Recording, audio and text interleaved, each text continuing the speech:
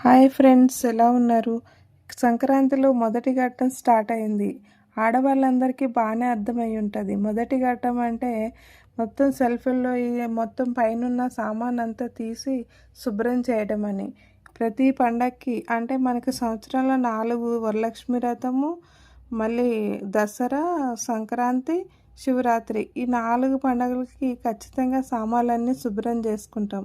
ఆడవాళ్ళకి ఈ సగం జీవితం ఈ సామాన్లు శుభ్రం చేయడానికే అయిపోతుంది. ఇక రెండో ఘట్టం వచ్చేసి ఇల్లు క్లీన్ చేయటం, మూడో ఘట్టం వచ్చేసి పిండి వంటలు చేయటం.